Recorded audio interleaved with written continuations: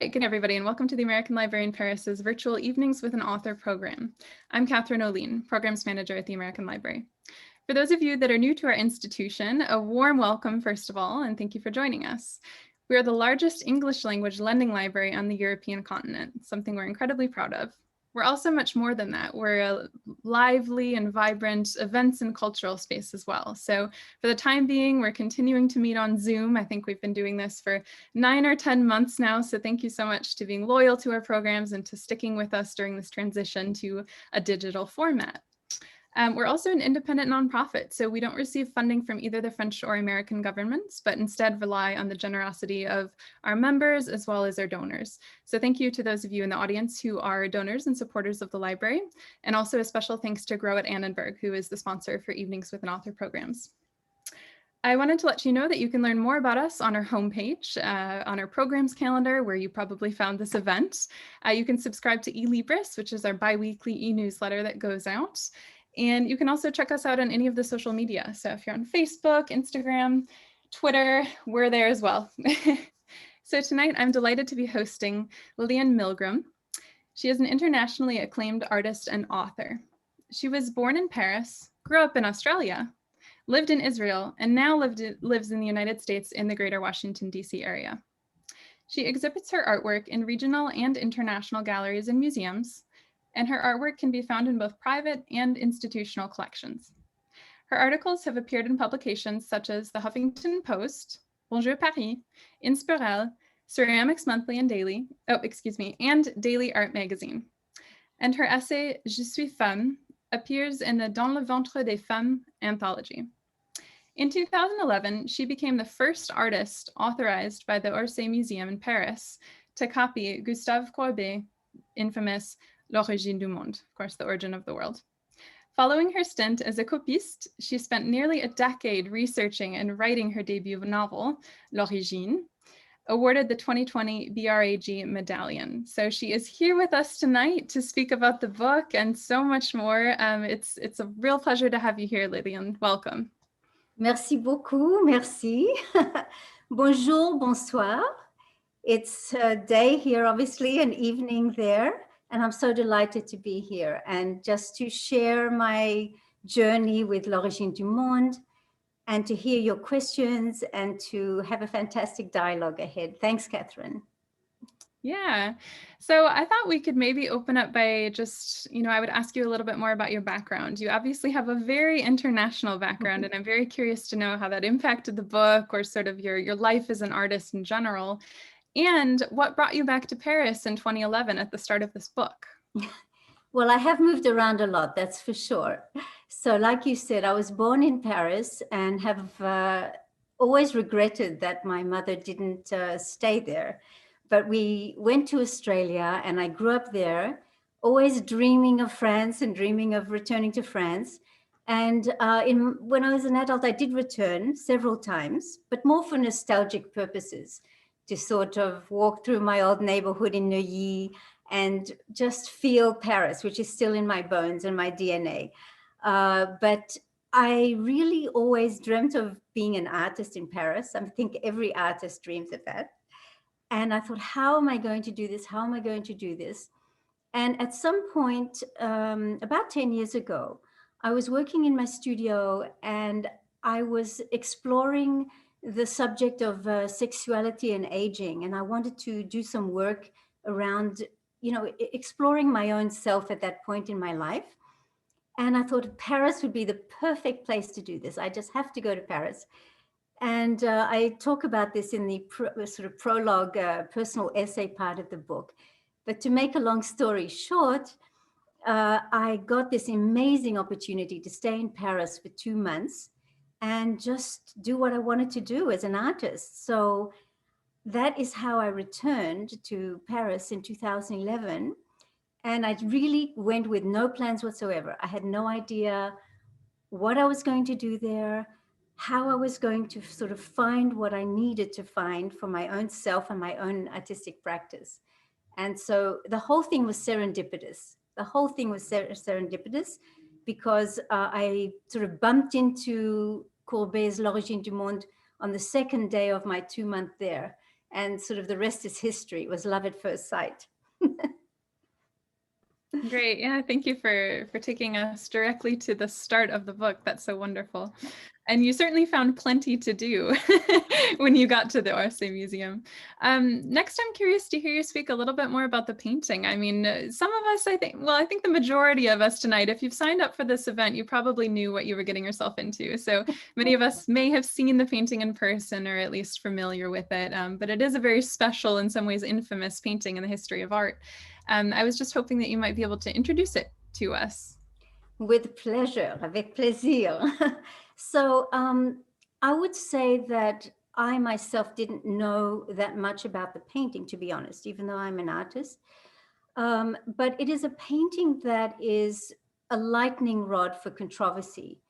And it's a very paradoxical painting, because almost like a Rorschach, because some people see in it a Madonna, some people see in it motherhood, some people see in it a prostitute, some people see in it the experience of their giving birth. They love it, they hate it. You almost can't not have an opinion about this painting.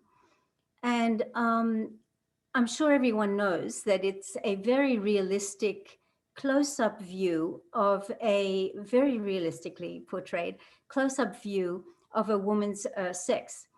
And it's really the first time in art history that that part of a woman's anatomy has been given such focus. And people say, well, what did you like about it when you first saw it, or what? First of all, I was amazed at the audacity of the painting and seeing it there at the Orsay. I didn't know, like I said, very much about it. I had no idea at the time that it had been hidden out of sight for about 150 years, because there it was on the wall of the museum. But there's a British historian who describes what he felt when he first saw it, and it's exactly how I felt. Okay, so if I remember, he said it was, let's see, it was fascination, aversion, liberation, and embarrassment. So all those are exactly what you might feel if you see this painting, because you're going back and forth, like, what is this? And what was the artist's intent? And what is it there for? And what is it telling me? And how am I feeling?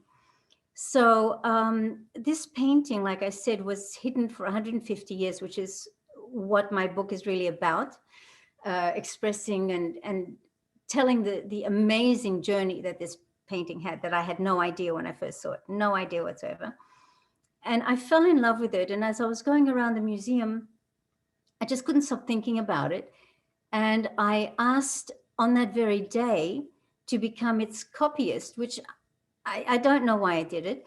I've never done anything like that. I don't like copying other people's paintings. I don't like people looking at me painting. I go into it in detail in the book about the sort of funny way that I did actually get permission. And it was just like, okay, I got permission. I've got to do it now. And away we go. So I think we have like a couple of photos from my time at the Courbet, at the museum, painting Courbet as a copyist. So if you want to get up the PowerPoint, now might be a good time. Okay, that sounds good. We'll go ahead and run through that. So let me just get it all queued up here. It was really an experience of a lifetime. Great, here we are. So okay, here's the cover of the book, and we'll continue on. I think this was about the third day of my copyist experience. The drawing, of course, as an artist, the drawing is absolutely essential, because if you don't get it right, the whole painting is going to be skewed, like a house with a wobbly foundation. So it was really difficult. My hand was shaking. I just thought, what am I doing? And you'll see in the next few slides what I mean, because I was never alone. People were looking over my shoulder and making comments. Some were like pointing things out, or you've made like a little mistake here, or, I think you need more green over there or whatever. It was really an engaging time. Let's go to the next one. I had some pretty deep conversations with people in the 6 weeks period that I was the copyist. There was so many people were interested in telling me how this painting made them feel. And I realized that I wasn't there just as a copyist. It became like a form of performance art, really, because I was engaging with people all the time. And you'll see in the next slide, I think, how people, people were taking photos and people, yes, it always drew quite a crowd. It was an amazing experience, and it was totally out of my comfort zone, totally out of my comfort zone. So I really grew as an artist and in confidence. So you can do the next one, I think. So a lot of people taking photos of the original Regine and me taking that. And I just had to keep working. But of course, I did make time when people wanted to speak to me. So let's see the next one. Yes, this is this is one funny incident that happened when that I do not say in the book.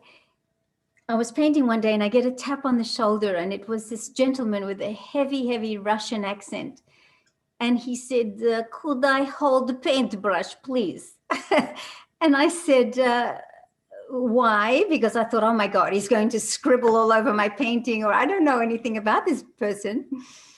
And he explained to me that he was a gynecologist, a Russian gynecologist.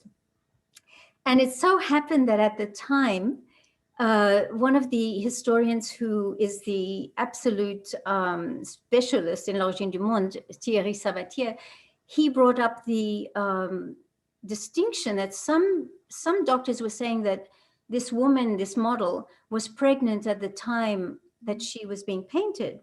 So I said to this gentleman, I said, okay, I'll take a photo of you painting this, pretending to paint this, but I need your professional opinion about what you think about whether she is pregnant or not.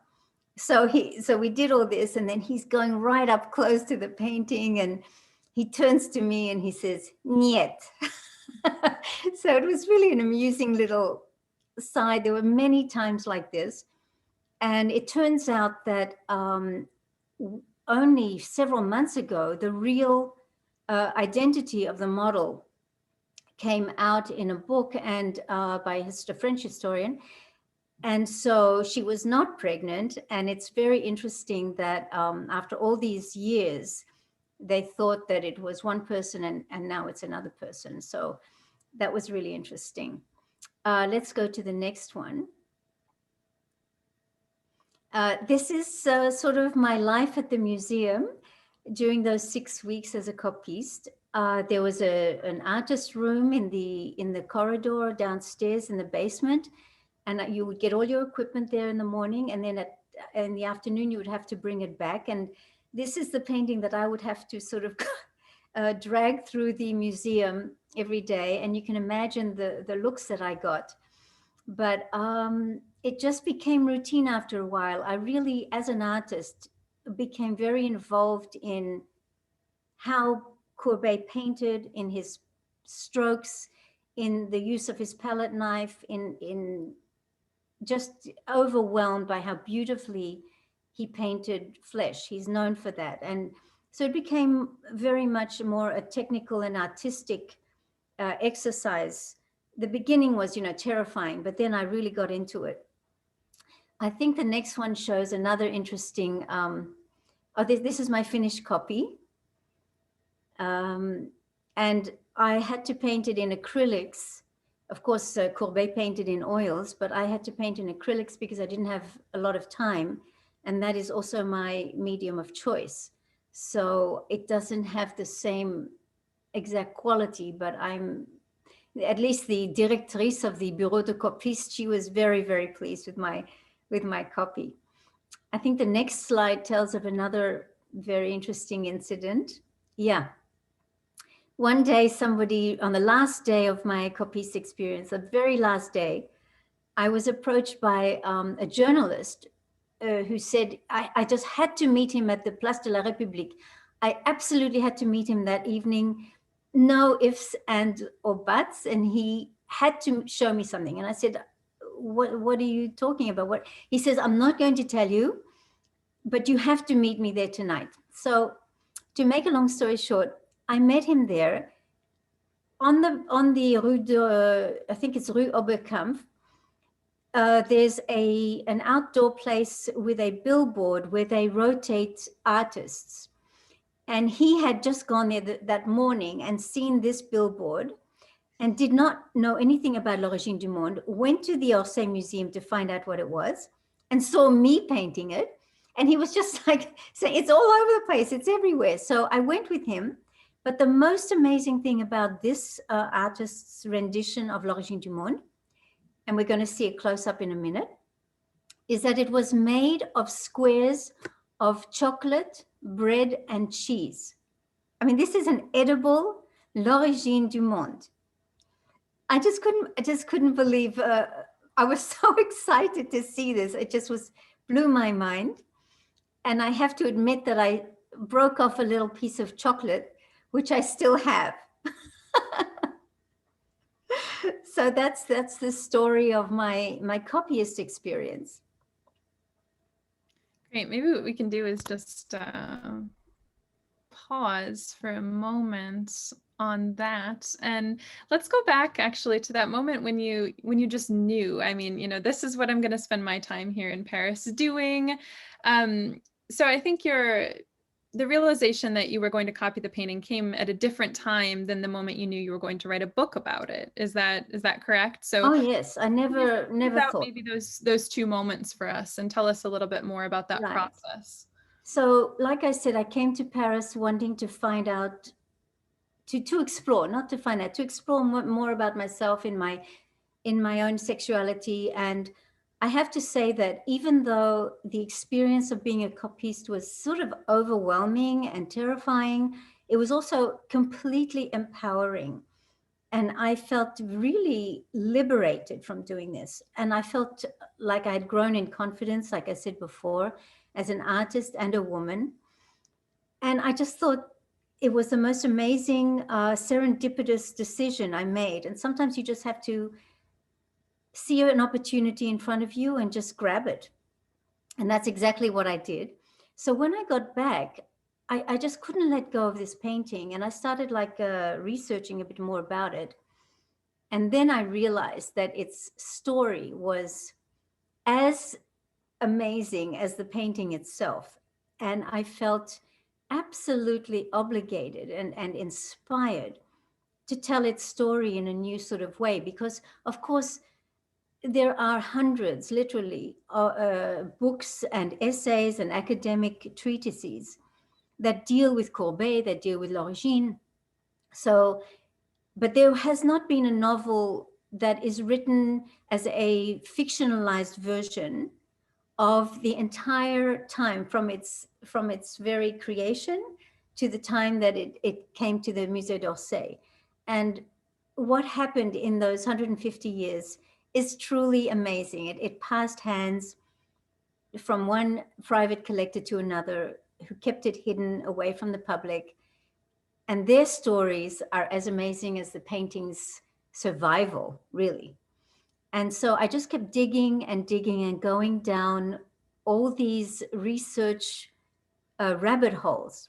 I mean, I love art history. And so it was just an amazing time for me. I just kept reading and reading. And I thought, okay, I want to tell the story in a way that will intrigue people beyond the confines of the art world. This isn't about the art world necessarily. It's a fantastic historical story.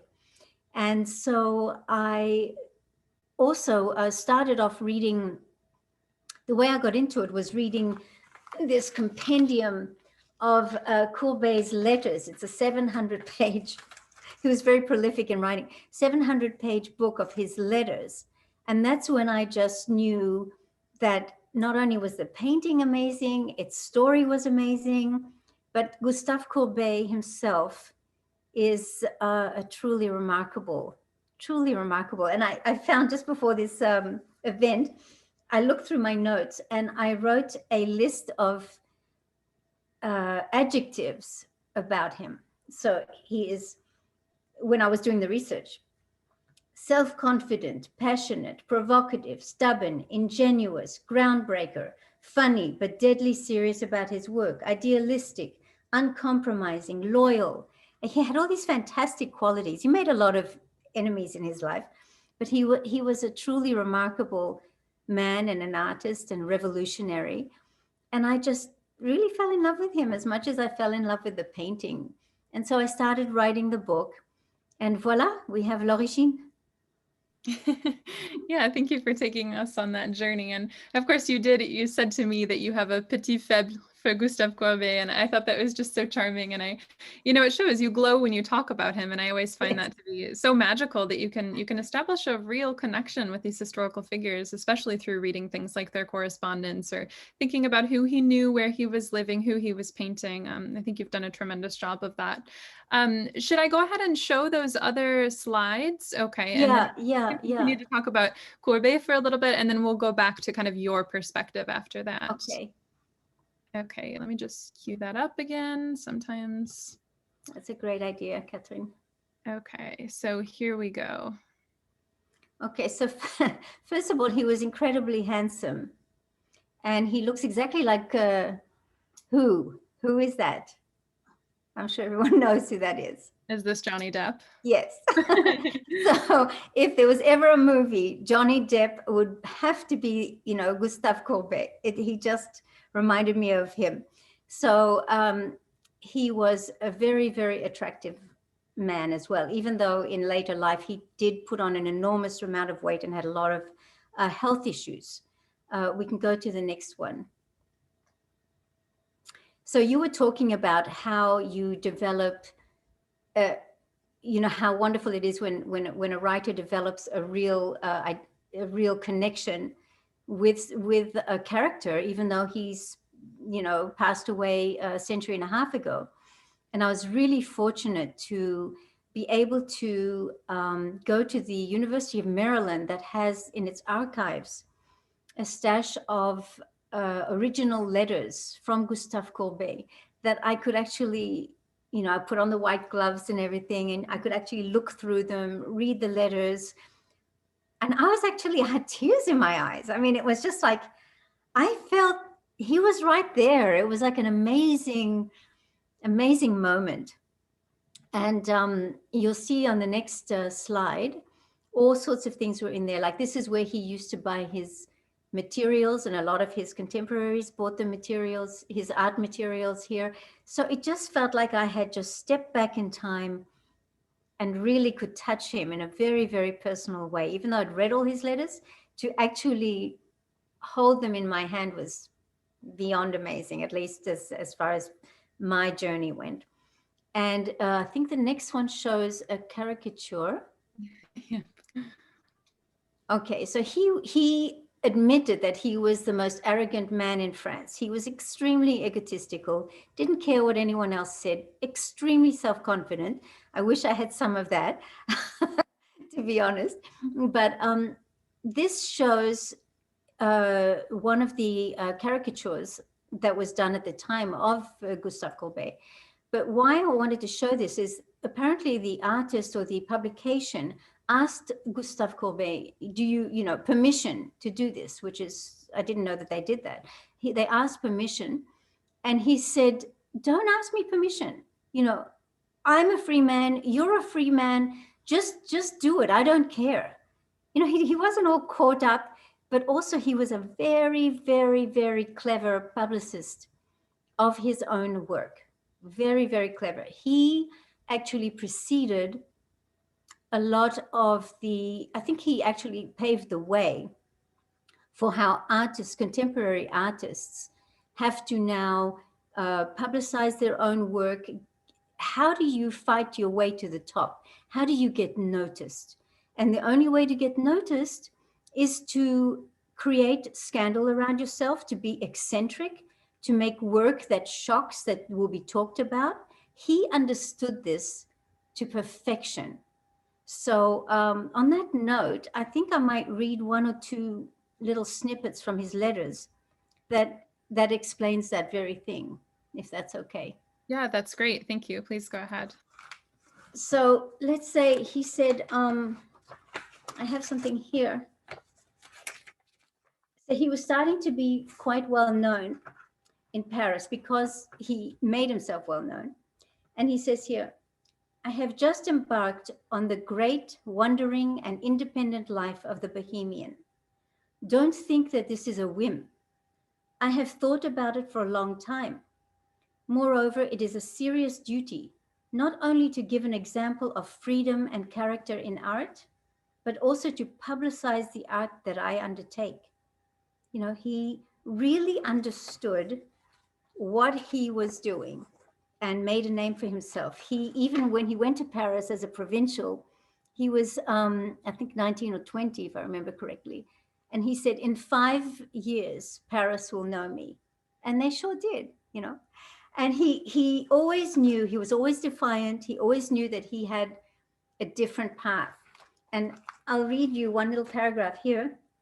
When he was 18, his parents had sent him off to a collège in Besançon, and he didn't want a bar of it. He didn't study, he didn't want it, he ran away, he was rude to his teachers, and he just told his parents, I am not going to do this. So he writes to his parents, Dear family, I am touched by the letter you wrote me, but I cannot stay, no matter what. Besides, if I stayed, I would be losing a year and you would be losing 1,000 francs.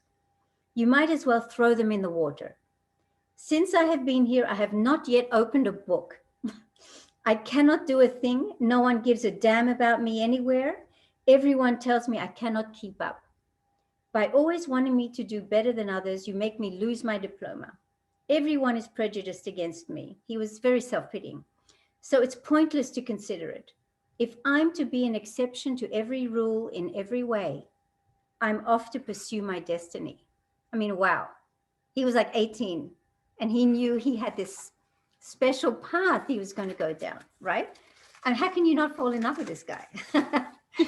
I'm going to read you one last little snippet to say how he understood the difficulties of, he went against the grain in every way, but he painted in a different way that was acceptable at the time, and he paid the price for it. So he says, in past years, when I had less of a style of my own and was still painting somewhat like them, meaning other people, other artists, they accepted me, including the Paris Salon.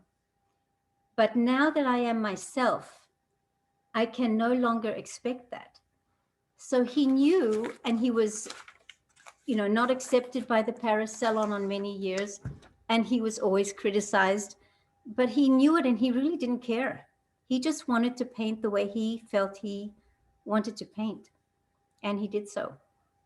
Absolutely. No, he's so strong-willed and such a character. I think that really comes through in the passages that you selected to read. And I just have to say, because I'm not sure if you got to appreciate, we had a lot of audience members who were laughing along as you read. I know that Zoom is sort of strange because you're sort of reading into a void, but I know, I'm glad that you found it as funny as me.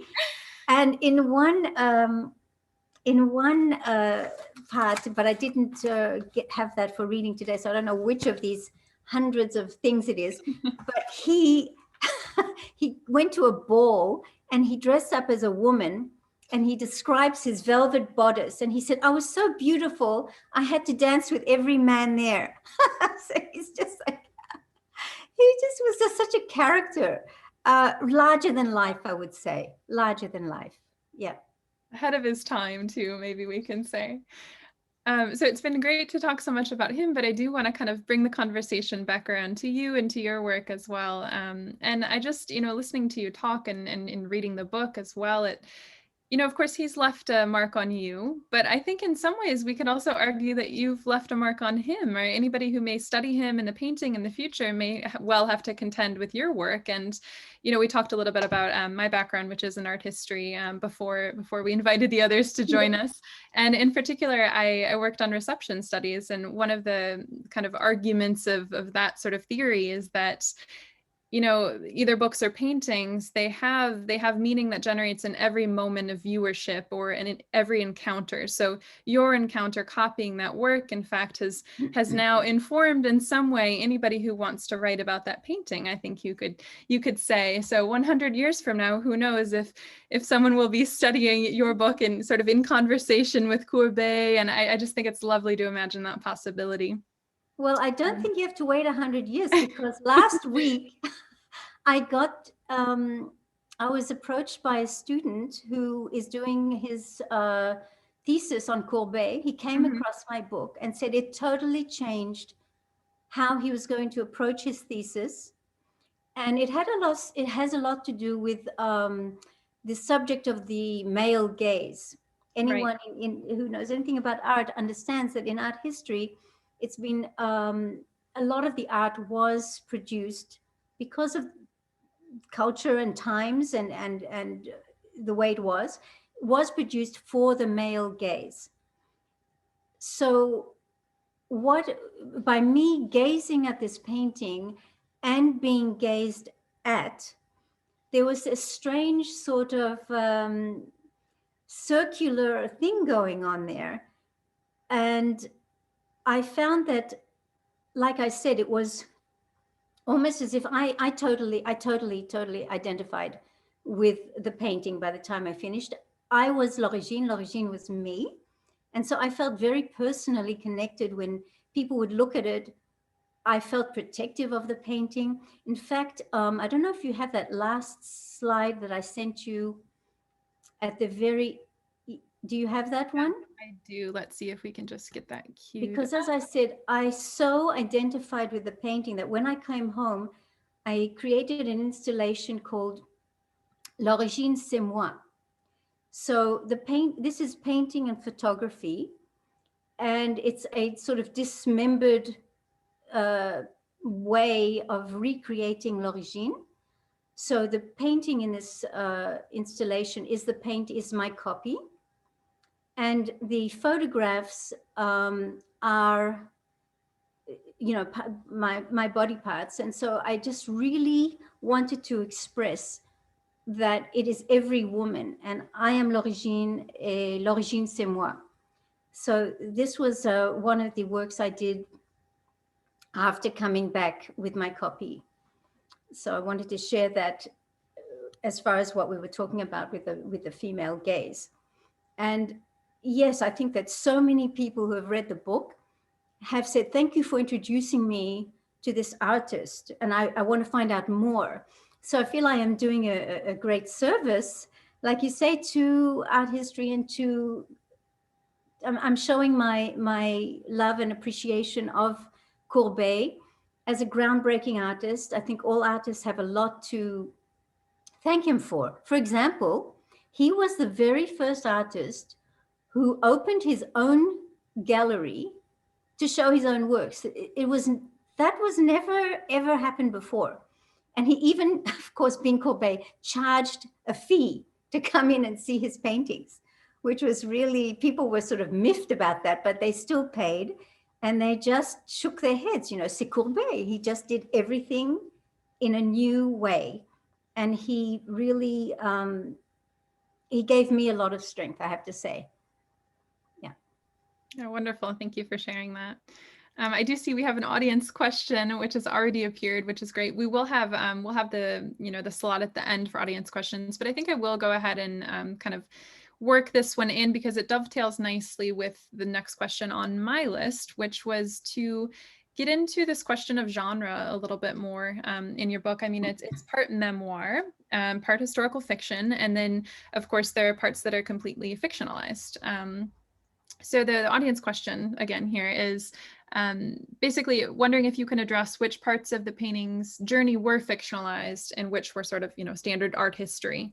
with a Right. comment that this woman very Right. much enjoyed the book as well. So I'll Okay, let you. I won't give it all away, but I Okay. would say that, let's say, I've been asked that question before, and in all honesty, I'd say 85% of the book is absolutely factual, thanks to the many historians that have come before me and that I've read and have actual proof of and have followed the trail.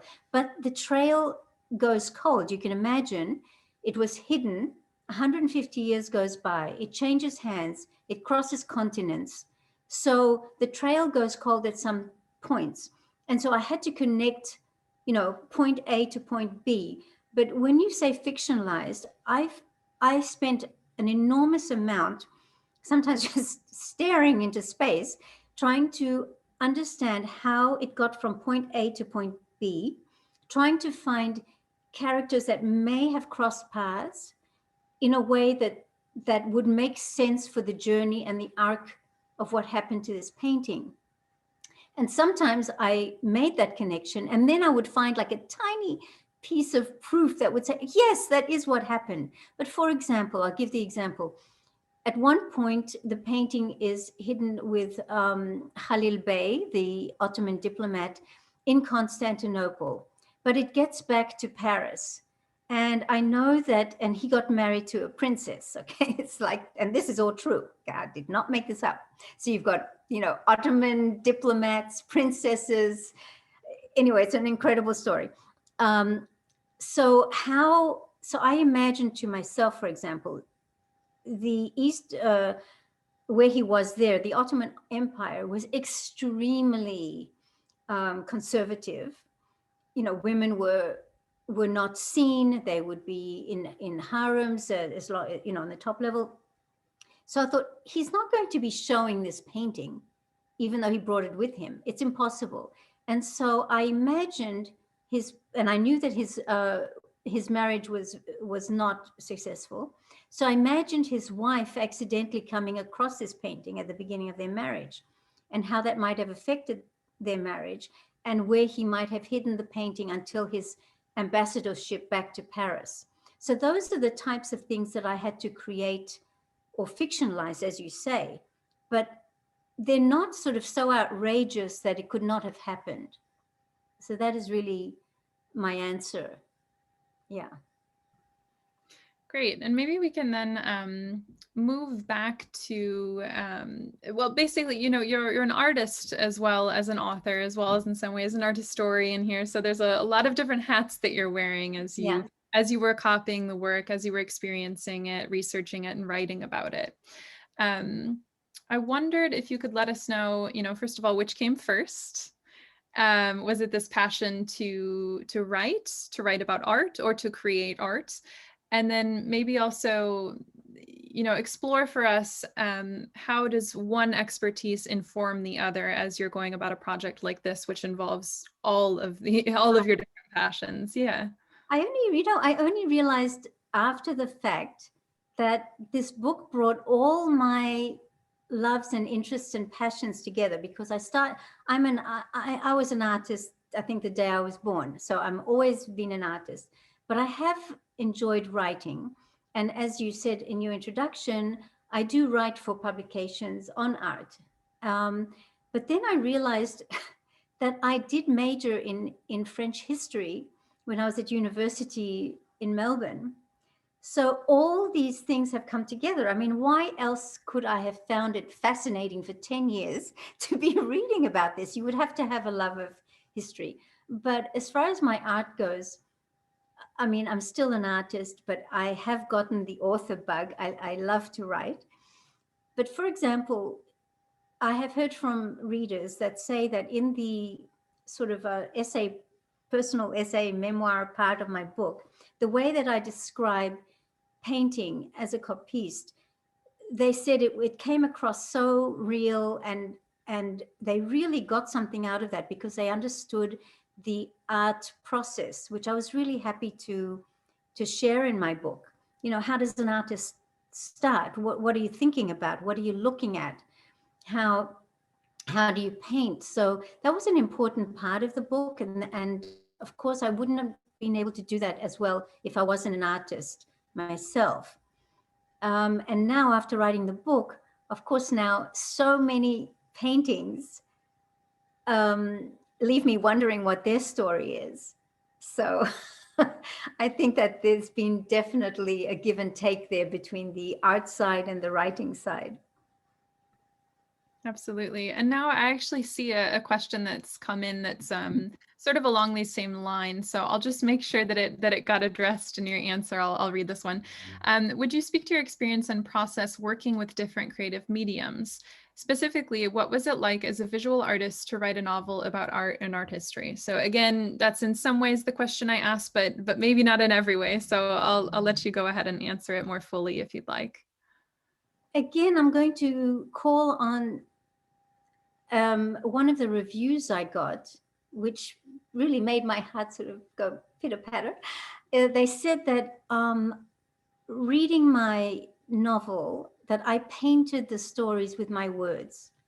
Now, I think an author cannot get a better review or a compliment than that, but it was more the words. I did feel I was painting with words, and that I could sort of resurrect certain I could visualize history through my artistic lens. I think that that is something that I did rely on as far as like my artistic side, helping me to visualize and then to impart what I see through my words.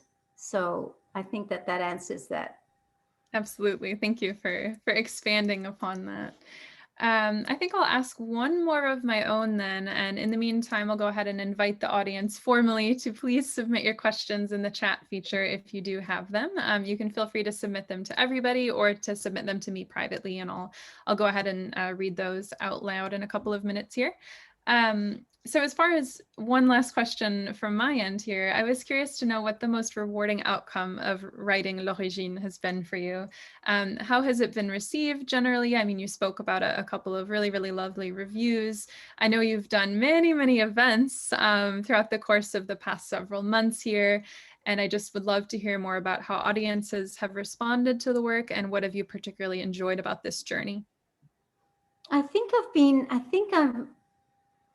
think one of the things that personally really mattered to me was to humanize this painting. There's been a lot written and said about this painting, and not all of it pretty. And because I felt so protective of it, I'm so delighted when people write to me and say that they saw this painting in a different light. They understand the painting now, that they appreciate the painting more, that they appreciate paintings in general more, that there's so much that goes behind it they never imagined. This all to me makes it all worthwhile. And then there's the very personal sharing. I was approached by someone on Instagram who told me that I don't know this person, but she shared with me that she had been extremely in a terrible accident and had been very badly burned in exactly the area that is shown in L'Origine, in her genital area and the torso. And she was in a deep depression. And somehow she got hold of my book, and she said it was like therapy. She said she loved her body after that. She didn't feel embarrassed when doctors and nurses would want to come and have a look, because that was exactly the pose that everyone was looking at of her. And there's just no price you can give to having touched somebody like that. So I think everybody gets something different out of the book, and that's the most pleasurable part of it. Yeah, I think that's absolutely true. Thank you for sharing that with us. I'm going to go ahead and drop a link to order the book in the chat in case we have anybody who hasn't yet placed an order for their copy. You guys can peruse the chat to find that.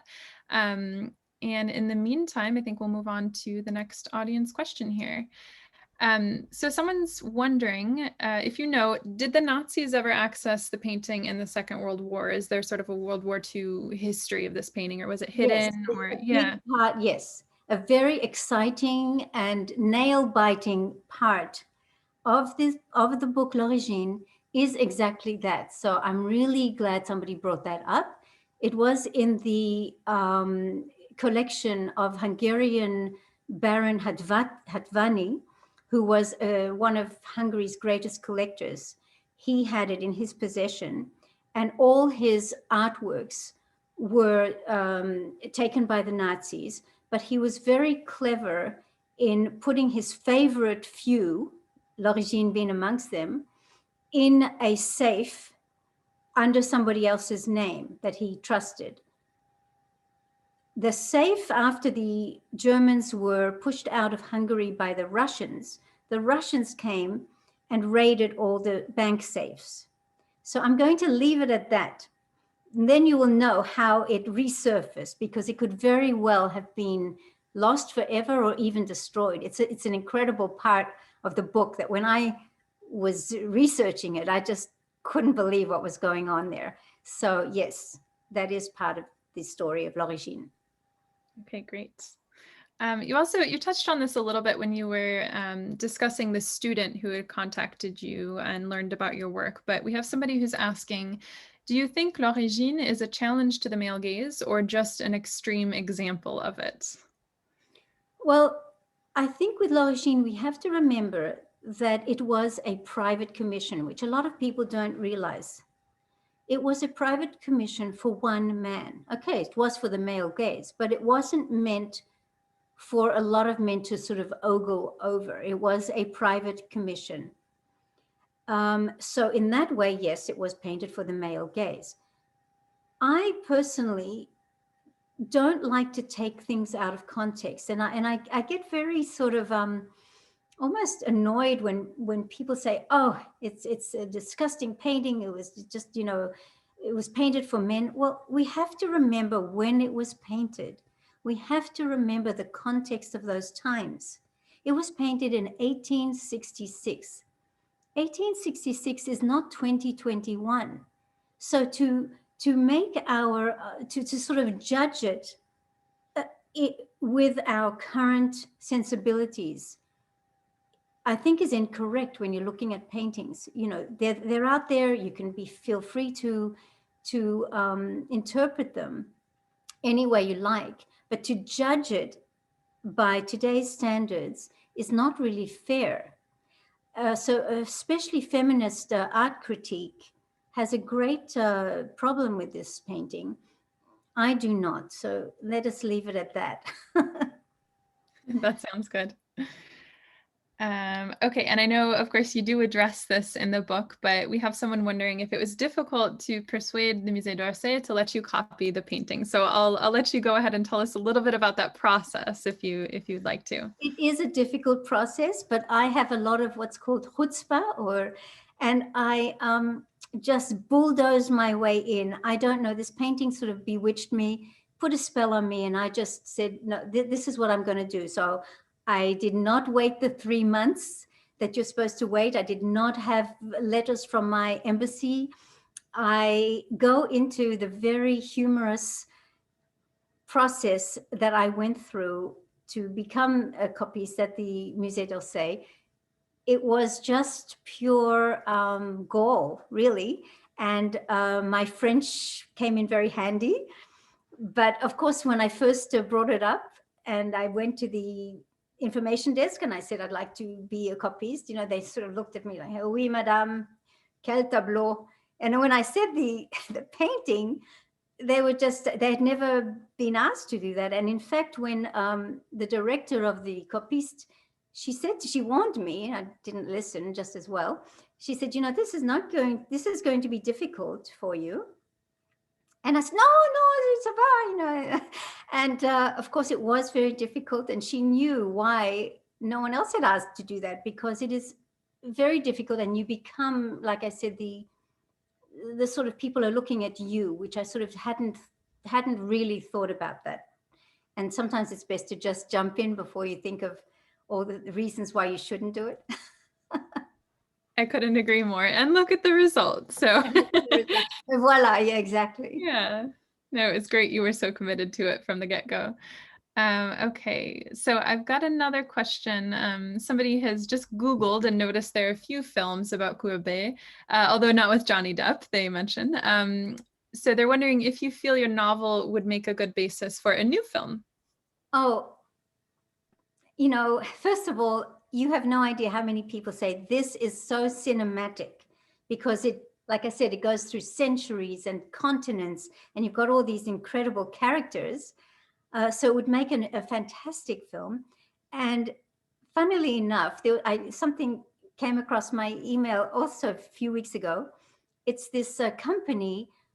It was doing a special, like for $20 or something. You could.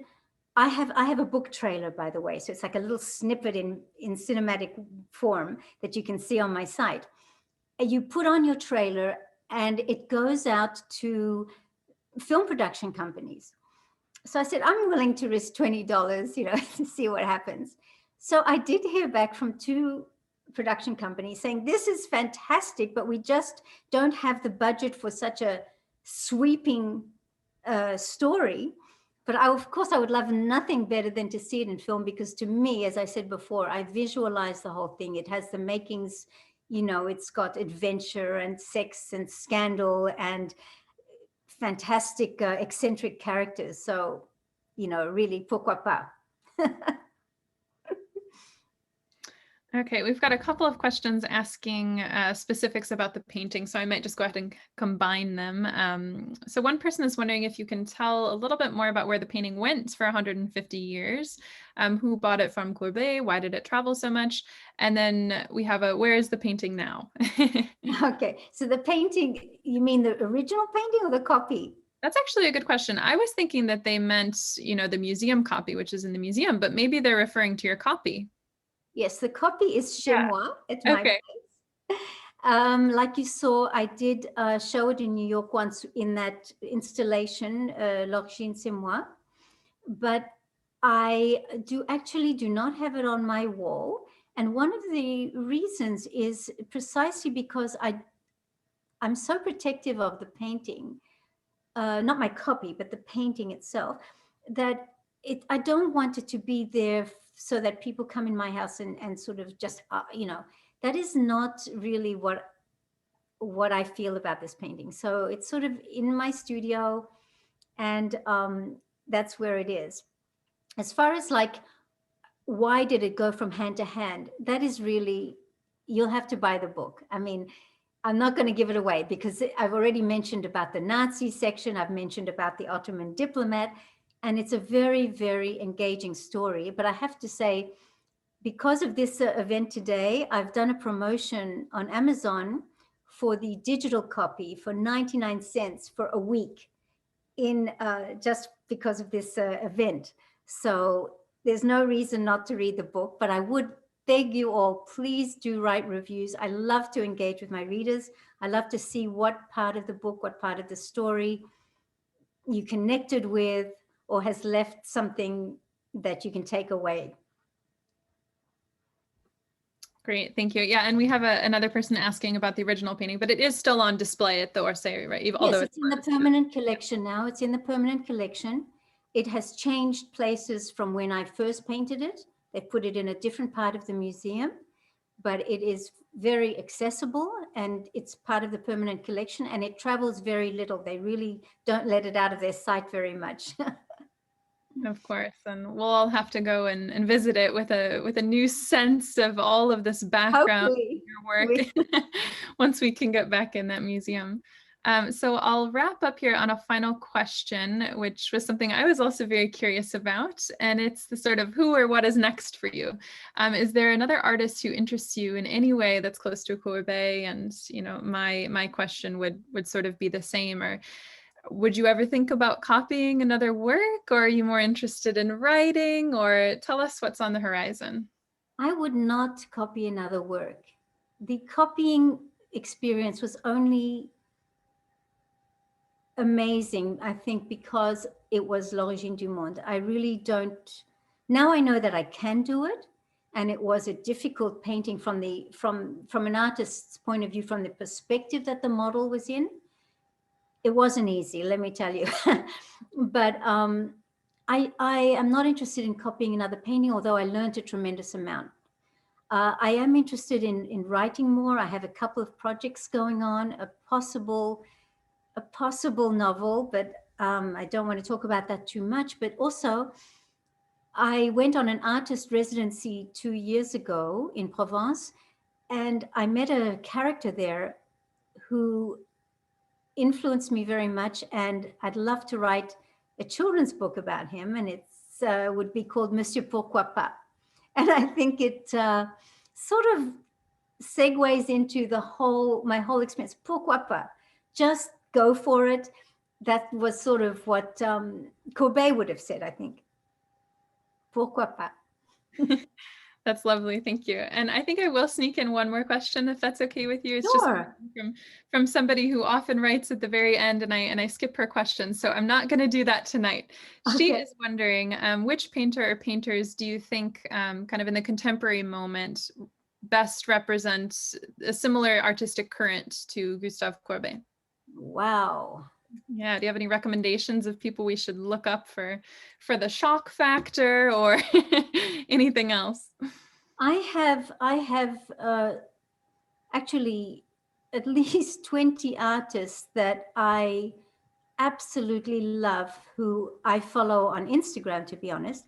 And if you would be willing, Catherine, I would love to send you those ones and put it on your site afterwards, because I think it's really worthwhile seeing what contemporary artists are doing. And what I'm finding that I am being drawn to is not so much a realism mixed with mixed media. So I'm very much drawn to that. And I will give you at least 10 or 20 of the ones that I really think are incredible artists, including one or two. I think he's Spanish or Italian. I can't remember right this minute.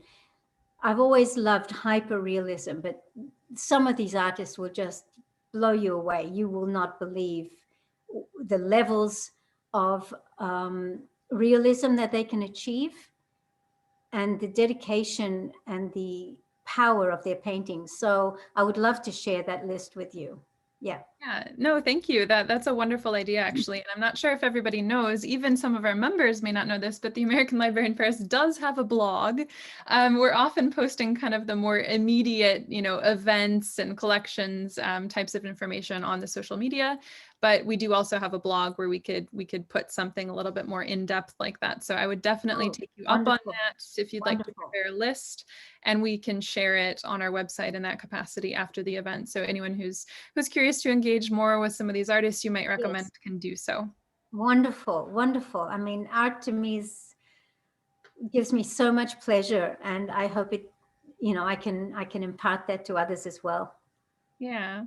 Well, thank you so much, Lilianne. It's been wonderful to talk with you, and I wish you a lot of success with the book moving forward and on your future projects, of course, as well. We've absolutely just so much enjoyed speaking with you tonight. I have a lot of positive commentary coming in the chat box here, a lot of people nodding their head and smiling. So thank you for joining us. I'll just also, sorry about that. I'll wrap up by saying a couple more words about the library then, if I can. So I wanted to let everybody know, I mentioned in the beginning that the American Library in Paris is a nonprofit. We do welcome your donations. Typically in person, we would accept about 10 euros per person per event.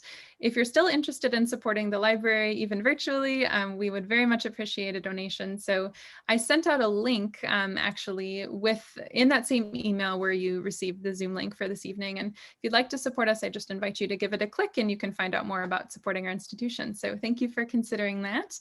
Thank you to our donors in the audience, and thank you once again to Grow at Annenberg, our Evenings with an Author sponsor.